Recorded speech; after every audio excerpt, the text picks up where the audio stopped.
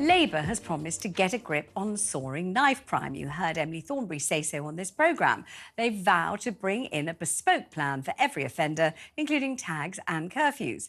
The party said there would be an urgent crackdown on the availability of machetes and zombie-style knives if they won the election, along with interventions to help prevent young people getting involved with knife crime and tough sanctions for those who do. The Shadow Home Secretary, Yvette Cooper, has hit out at the current government's plan, saying the same thing has been announced about 16 times before. But James cleverly defended the Tories' record. We have seen a reduction in crime. We have a plan to drive it down further. That plan is working. We're determined to take these knives off the streets. That is what I'm here discussing in Kent. That is why we've laid that legislation to take zombie knives permanently off the streets. Join me now in the studio, Donna Murray Turner. Good to see you. Thank you so much for coming. The Safer Neighbourhood Chair for Croydon. And down the line, former Met Police Superintendent Leroy Logan. Good to have you on the show, Leroy. Thank you very much indeed. Why don't I ask you both, because you both work in this area all the time. You're the experts, really. Might start with Donna. Do you buy this, or have you heard this a million times before? Or do you think that they're going in the right or wrong direction about trying, as everybody wants to do, to stop this epidemic of knife crime? I don't know what Leroy's going to say, but I've definitely heard this so many times. Nothing really changes. A lot of words are used like determination, but there's very little action.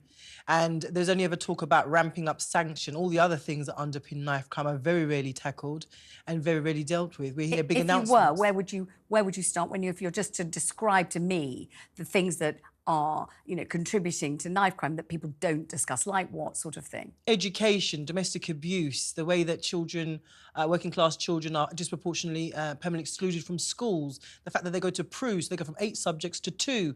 All of these things that we don't really talk about underpin a lot of the knife crime and the violence that we see, because there's no aspiration where they live. If you live in a flat that's full of black mould and you have a local authority like mine that's bankrupt and can't move you and your mum and your family out, how are you supposed to be inspired to be better, to want better, if those are your sort of circumstances? See, some people will say, yes, but in this country we have free education, we have free healthcare, so you've got these children, yes, they live in very difficult circumstances, yes, they come from an atmosphere of privation, deprivation, fear, or whatever it is, but they go into school, and the schools are full of gifted and passionate teachers who are giving their all to teach these children what they need to know to get the qualifications, to have aspirations. So they do get some GCSEs and they do get a job or an apprenticeship, and they do have something to look forward to, something to want to be, something that means that they don't value life as nothing. They don't want to lose theirs. They don't want to take anybody else's. And they realise this key lesson that we're always trying to get through to everybody, which is if you carry a knife, you won't be safer. You'll be less safe. If you carry a knife, you could kill someone. You could get killed yourself. Those sorts of things. What would you say to people who said, oh, come on, we've got the education, we've got the healthcare. It's there, that is the aspiration. I would agree. We have access to all of those things, education and healthcare, but everybody's circumstances are different. Yeah. So if we look at studies that show disparities around people of colour and how they're treated within the healthcare system, how poorer children are treated within the education system, even in state schools, then we have to say, well, we have access to those things, but actually the treatment and the circumstance that people live in are completely different. So we can't just have a one-stroke, kind of attitude towards it. Everybody lives differently. Everybody has different circumstances. And Leroy Logan, obviously, you've known Donna for a long time. You know that she knows exactly what she's talking about, as do I. Otherwise, we wouldn't have her on the show. She knows everything about everything, I always think. Do you agree with her? Do you think the emphasis is too much on sentencing, too much on this promise that I can't see how anyone's ever going to be able to fulfil, to get zombie knives off the street? They're not meant to be on the street anyway. They're not meant to be available anyway. So what on earth are they going to do that changes anything to stop them being around?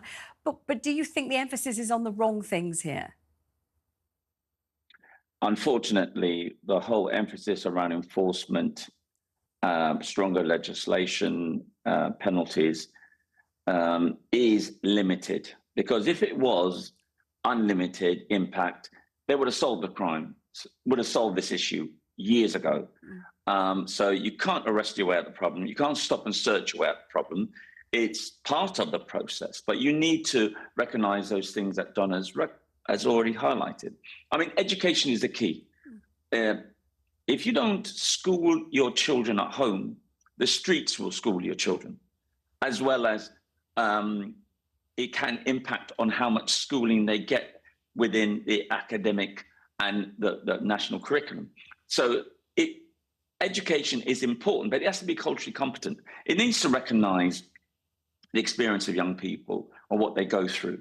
And I'm not saying being soft and woolly, I'm saying being culturally aware of what they're going through, what their reality, what trauma they're going through, whether it's in the home, whether it's in the streets, their neighbourhoods, whether their peer group, have they grown up in these artificial barriers where you have these postcode demarcations and seeing stabbings and shootings on a regular basis. You know, there is community trauma as well when you see communities impacted by a stabbing or shooting.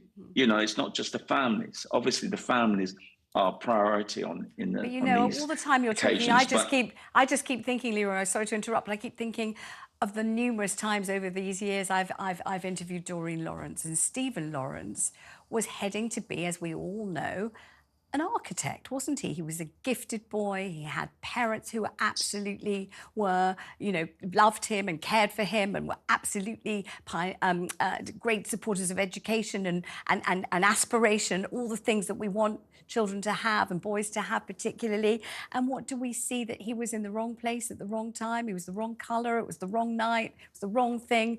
And that kind of thing. And there's so many times in knife crime, aren't there, these accidental happenings of Jimmy Mizzen, of the wrong boy in the wrong place and the wrong day.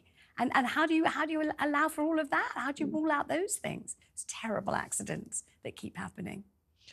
I think when we talk about youth culture, when we talk about culture, I mean, Leroy mentioned about being culturally competent, and I think often people's minds spring to, you know, black culture or whatever, or when we talk about community.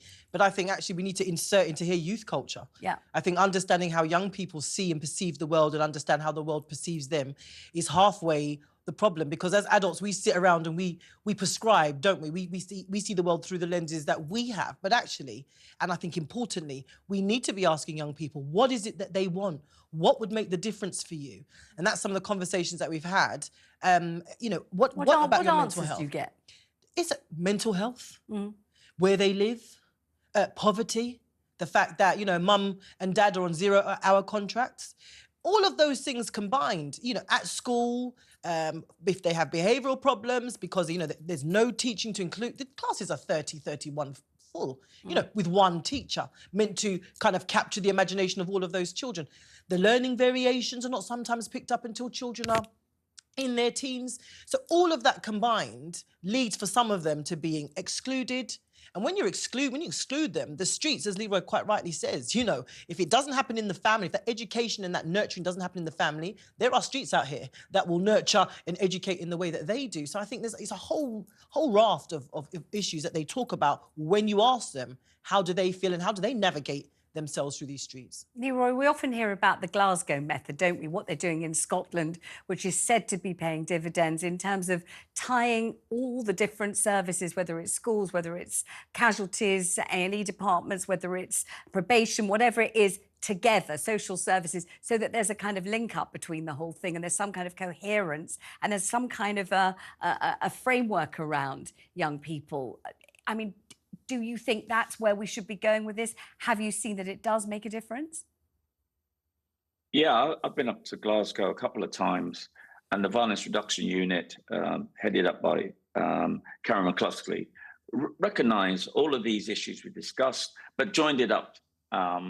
And independent from the mayor and other statutory organisations, because sometimes they would have to challenge to say, well, listen, your stop and search policy is actually making things worse. Because when young people are being stopped 5, 6 times, possibly a week or a month, that's going to harden, it's creating barriers. You need to engage those young people so they can get a sense of trust and obviously want to work with you and tell you where the drugs and the guns and the knives are being stored and who's up to what feud and whatever. So you need that relationship, that bridge building, not just barriers. And the public health approach, again, really spearheaded by the VRU in Scotland, really showed how We need to recognise the trauma young people are going through, those adverse childhood experiences, getting in with early intervention and prevention programs, and knowing that police are not just enforcement agents, they are actually safeguarding agents. So if they're in the schools, they're reducing those exclusions, they're actually safeguarding young people. And more importantly, those community cops are there consistently, as well as the senior management of each of those borough command units. They have to be consistent, because we see too much turnover of officers who are saying, yeah, we're going to do the great things, and before you know it, they're gone. And that, again, erodes trust and confidence, because one of the key cornerstones of policing is trust and confidence. If people trust you, they'll talk to you, and you can work to have a more proactive way of dealing with this and bring back youth services. Because, you know, they say about youth workers, oh, it's great to bring. Those weren't just people putting on the education program. They were problem solvers. They were getting into these feuds before it became an issue. And then lastly, we cannot underestimate the impact of social media, TikTok, Instagram, where feuds would be kept and confined. Now they're exacerbated. And so even if you decided, I'm not going to take any action, your peers might be saying, are you going to be the, you know, weak one or woolly or wuss or whatever it may be, and they think they have to carry it on. So those sort of things, the social media, the music, some of the videos, and are not factors that cause it. They're cofactors that can exacerbate it. I have to stop having this an now, understanding unfortunately, of but this I hope you makes both it will better. join me again to discuss this. I wish there would be nothing to discuss, don't we? One day we're going to say, actually, it's worked and this has stopped, and we don't have to ever see each other again except for fun, which would be great. Thank you both very much indeed.